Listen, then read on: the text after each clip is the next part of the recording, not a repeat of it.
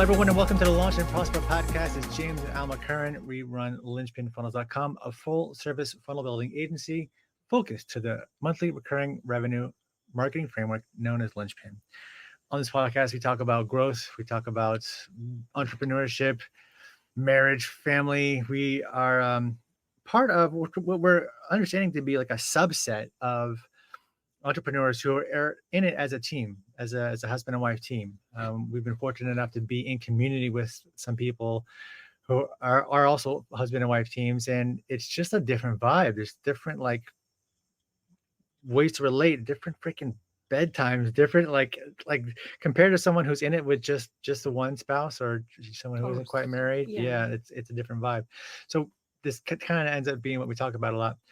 But today I want to talk about growth and the failure to grow into certain conditions, and how goals and awards and bigger houses and stuff can bring us up to becoming more, and how we want those things and how we don't always get them right away, and it can kind of create a big mess. So like that's kind of where we are right now, with a new house that we're about to step into. And so it's like, man, if we're talking about this, other people are probably talking about this or think that we should talk about it. So we'll be those people. So that's where I want to go today.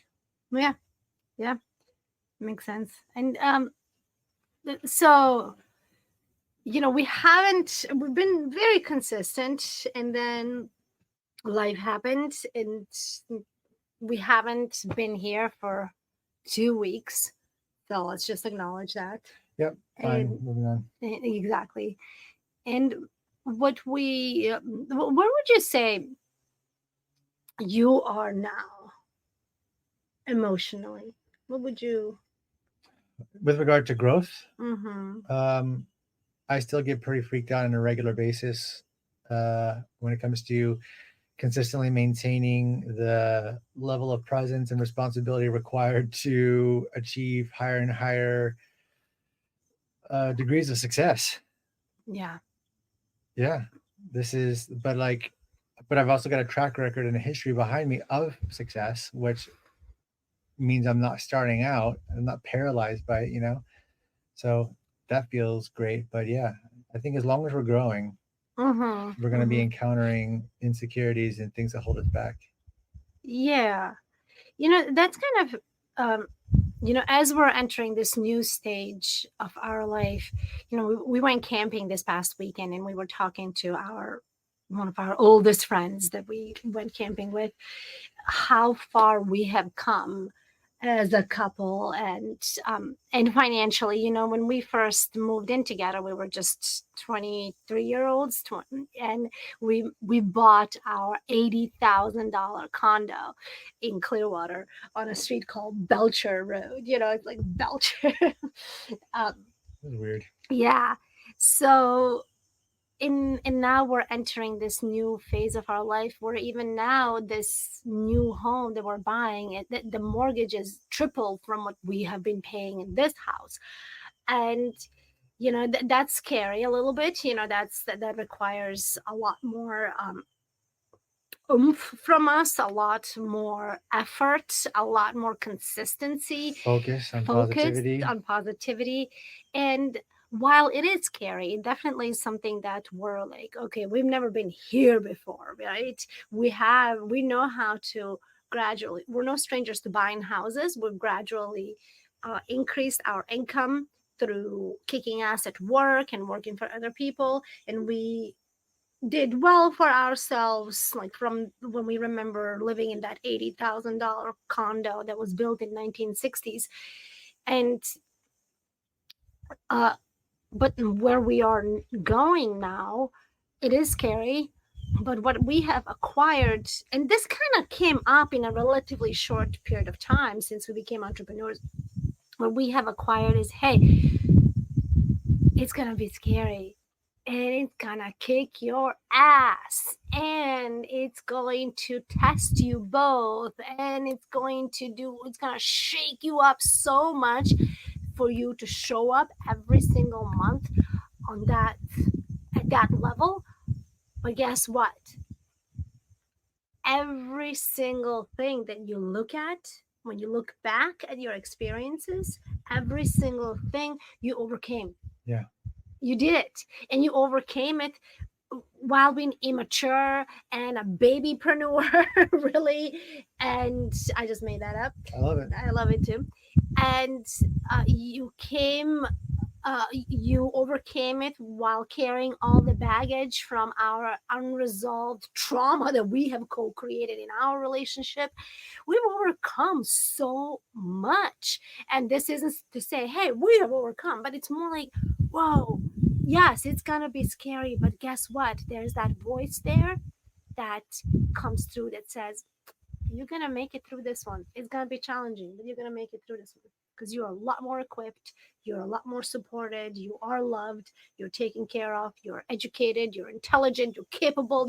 You have this whole list of things that you have acquired along this journey. And that's really where I am now. Like, I'm scared, and and I also kind of at the same time just like, yeah, accepting. It's like, yeah, bring it on. We're gonna get it.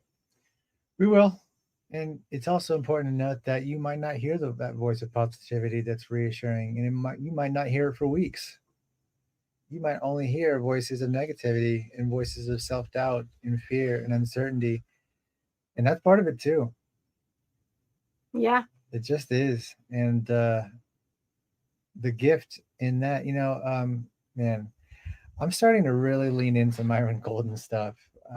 Like whenever possible, if I have like a 5 minute window, I'll just pull up TikTok, and I have a TikTok that's specifically created to feed me Alex Hormozy and Russell Brunson and Myron Golden and people like that, just so I can get boosts of positivity. It's crazy how like social media has got this totally like negative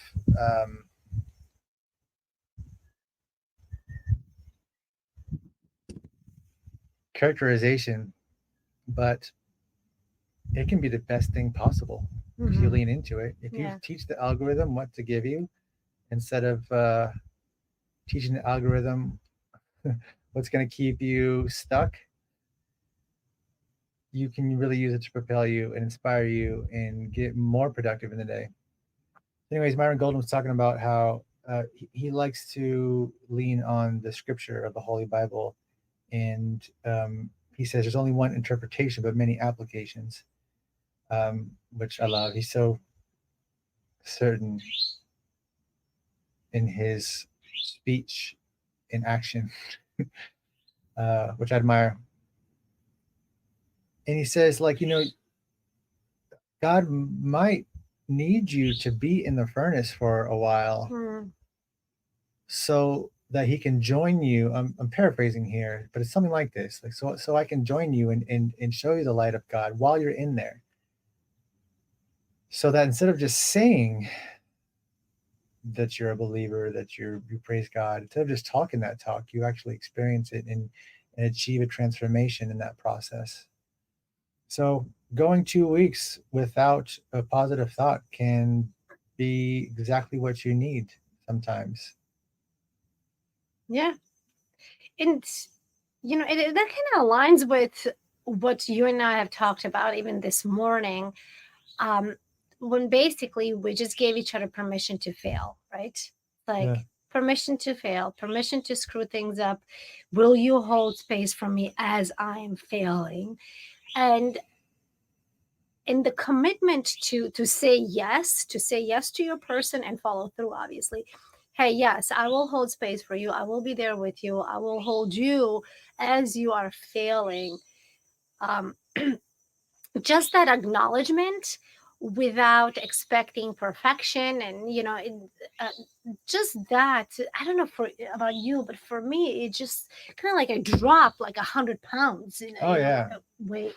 And I know I've shared this with all of you before if you watched some of our other stuff, but you know, I grew up without a dad, and the only picture that When did your dad pass? I was almost 3. Yeah. He passed away in April, and I turned 3 in June, uh, 83. And um, and all I knew was these awful stories about my dad, and how he just wasn't a good human, and I grew up believing that it was a good thing that he wasn't with us anymore, because we would be a lot worse off with him. And where I come from, and back in those days, like, divorce really wasn't a thing, even if it's there's physical abuse and all the other signs that tell a person you should leave, right? It's like it just wasn't a thing. You just kind of endure. And at least that's what I was told.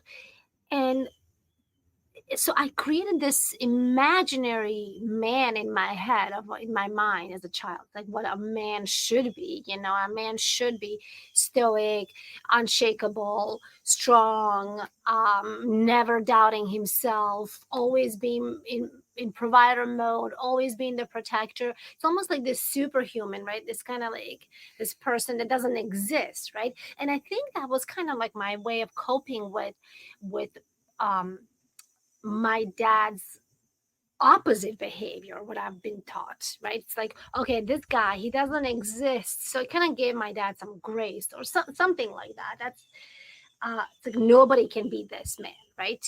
And all the other, because my dad was a failure, so all the other dads are failures, because nobody can be this guy.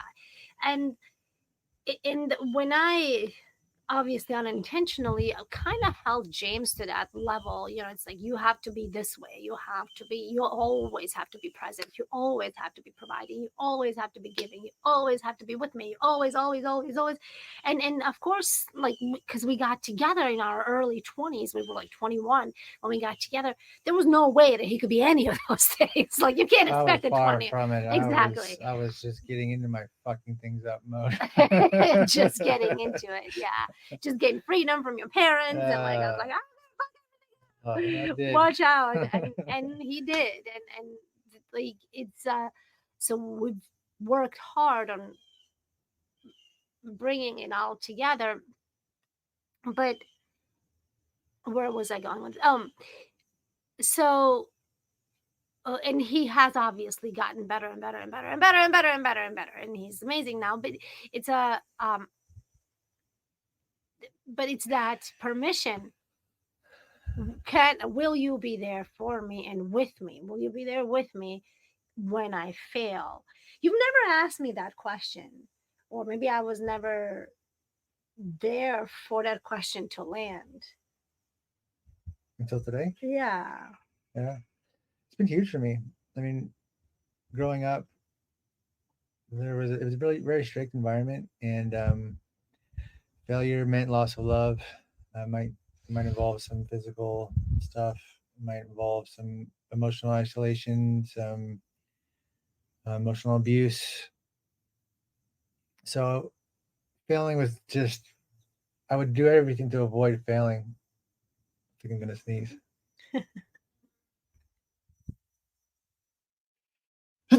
Bless. Thank you. I'm hearing all of your bless yous from the audience. You. So failure meant a loss of love, essentially. So like I would do anything to keep from failing. So whenever I would encounter a new endeavor, I would be so emotionally driven by anxiety and fueled to prevent failure.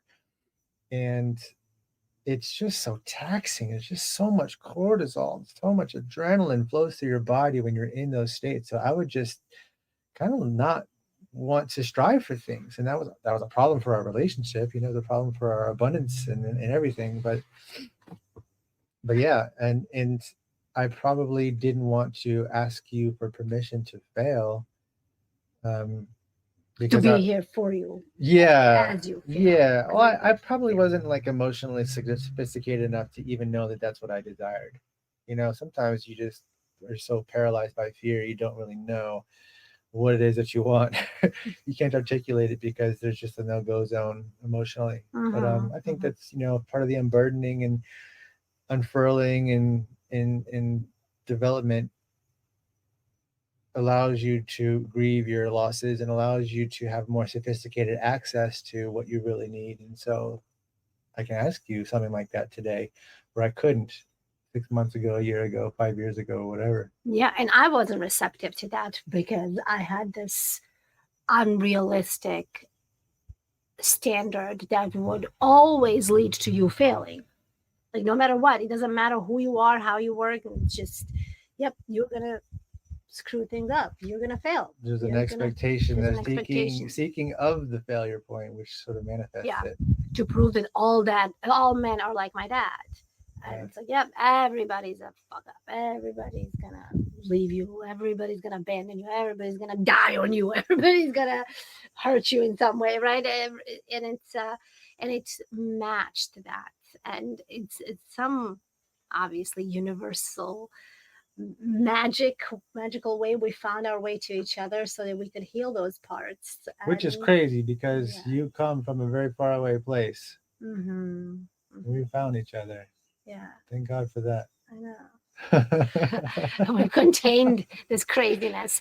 And Uh, now, as we go through on this journey, and as I said in the beginning, if you're just joining us now, as our mortgage triples, literally triples, and as everything calls us to step up our game, we're also witnessing. It's kind of, if you observe, you're just like witnessing your own shortfalls, your own shortcomings, like your own inabilities. Like this morning I was in such a crazy state of mind that I just kept watching myself grab the phone and like play a game on my phone, and like, oh, I see this is so overwhelming for me that my mind is just literally shutting down and going into that flight mode. It's like, what? Play a game at 9 a.m. On a Thursday morning, right? It's a so it's just not, it doesn't mean that I don't want to work or that I can't work or that I don't know what to work on. There's no lack of clarity. There's nothing. It's just this crazy overwhelm and inability to learned inability to face it, and instead I'm called to run away from it. So it's been definitely a wild journey for us, and we love sharing that with you. And and as I watch people come in and out here, I'd love to get your feedback on how relatable this is, if at all, right? And our podcasts are really meant to be from the heart, and of course, as we refine them down the road, we really want them to be from heart. And we want to invite you to open your heart if you feel called to do so. And they're meant for everybody who is already on the same journey as we are, or people who are attempting or considering the journey but they're afraid of it. um, but we love all the stories, we love all the shares. And if you would like to share your story live with us, we'd love to invite you to send James or myself a DM, and we'll make that work. yeah. So, in summary, gross striving breeds discomfort, Yes, lots of it. and that discomfort Yeah. can be ignored, pushed away. It can be internalized and be cause for self judgment and um, shame, if that's a pattern that you have. All of these things that can come up were useful at one point and they got us out of a jam. But the reason why most people don't strive for all this stuff is because it's uncomfortable as fuck to subject yourself to this kind of experience. Like, why sign up for all this discomfort? Oh yeah. You know, Yeah. and it's because the alternative is a fucking non-life. Drinking Mm-hmm. yourself to sleep, numbing yourself out with TV, video games, porn, gambling, drugs, whatever, sex, all that stuff. That's not a life either. It's you're serving no one. You're not even serving the people that you're with, if you're with anyone. So it's like, pick your suck. Yeah, and and even we have this. We pride ourselves in this saying. Um, if you're, I don't know what a saying is, so I'm not gonna attempt it. But our bookshelf is a lot bigger than our TV, right? So there's something about the bookshelf being bigger than the TV, or the other way around.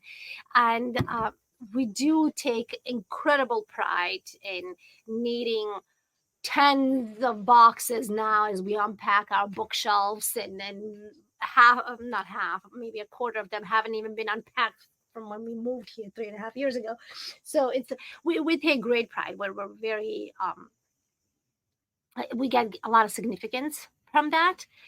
Uh, but even that can be numbing, because it's like, see, I'm reading all this self-help books, or I'm reading all these books, and like, for me, I always say, like, oh, I learned English relatively quickly because I'm such an avid reader. And I when I moved to Germany, I was always reading all the teenage books, and I picked up the accent and the language very quickly, and then I picked it up here too. So, and it's like, thanks to books, thanks to reading. But there's room for that. I'm not trivializing that.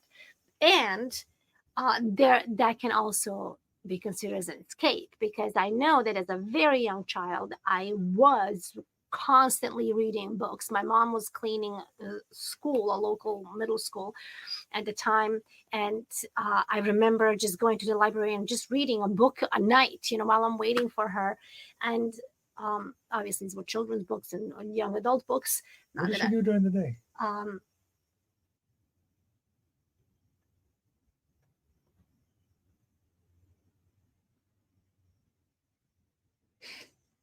Yeah, because you can only clean the school after all the kids have left. Yeah. So that was like an evening activity, She just like hanging out. I guess. Different topic. I I never thought to ask that question. I never thought to inquire about that. Yeah.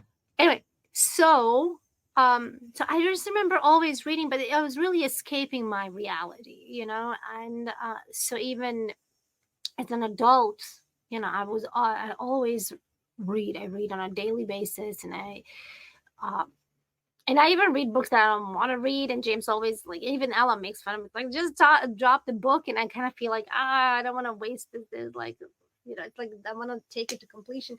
But anyway, um, there's a sense of numbing and escape, even in what we consider productive things. Yeah. There we talked about this last night in Men's Circle. There's more and less healthy addictions, Yes, you could be addicted to violence and drugs and sex and porn and cigarettes and all, and you can also be addicted to work and working out and I don't know, self-help books, and like, there are various degrees of, like, I guess, reduction in the amount of harm that you're doing to people, maybe, or the amount of health.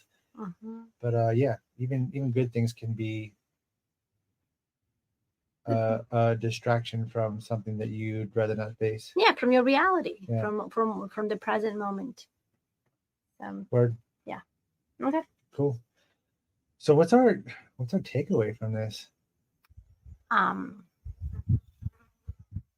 Well, I know that my takeaway is that, as I was having a really hard time this morning, I was reaching for a game. I was reaching to finish this one project. I was simulating conversations in my head. Like, I was doing whatever I could, anything. I was grasping for anything to take me away from my reality. And every time I would allow myself to surrender to the moment and the emotional experience that I'm having, it sucked. It hurt so bad. And I would feel a little lighter. And then the wave would come up again, and I would feel a little lighter. And so the takeaway is, find somebody or some place, and that somebody can be you, right? You are somebody. Find somebody to be present with, and to ask, hey, will you be with me as I fail? And will you listen to me without being defensive? Yeah. Woo! That's a whole other topic. Yeah. But I did that today. You did. Yeah. Worked out great. Mm-hmm. Yeah, and also, if you have anything like I've described, of like fear of failure and that keeping you from striving for things, just like name it, say it out loud, and share that. Because if you can get support in that, then it makes it so that the punishment isn't so severe. It was severe when you were a child, but It doesn't have to be now. And creating that space for failure allows for experimentation and growth and in success and results. Yeah. All right, John. Enjoy the week. And we'll see you next time. Drop some comments. Let us know what you thought about this. Peace out.